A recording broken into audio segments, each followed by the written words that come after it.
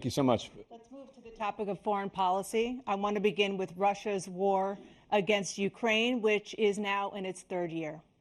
Former President Trump, Russian President Vladimir Putin says he'll only end this war if Russia keeps the Ukrainian territory it has already claimed and Ukraine abandons its bid to join NATO. Are Putin's terms acceptable to you? First of all, our veterans and our soldiers can't stand this guy. They can't stand him. They think he's the worst commander-in-chief, if that's what you call him, that we've ever had. They can't stand him. So let's get that straight. And they like me more than just about any of them. And that's based on every single bit of information. As far as Russia and Ukraine, if we had a real president, the president that knew, that was respected by Putin, he would have never invaded Ukraine. A lot of people are dead right now, much more than people know. You know, they talk about numbers. You can double those numbers, maybe triple those numbers. He did nothing to stop it. In fact, I think he encouraged Russia from going in.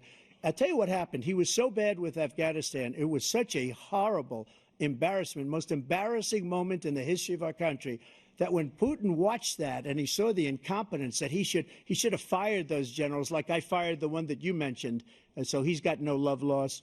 But he should have fired those generals. No general got fired for the most embarrassing moment in the history of our country, Afghanistan, where we left billions of dollars of equipment behind. We lost 13 beautiful soldiers, and 38 soldiers were obliterated. And by the way, we left people behind, too. We left American citizens behind. When Putin saw that, he said, you know what? I think we're going to go in and maybe take this was his dream. I talked to him about it, his dream. The difference is he never would have invaded Ukraine, never, just like Israel would have never been invaded in a million years by Hamas.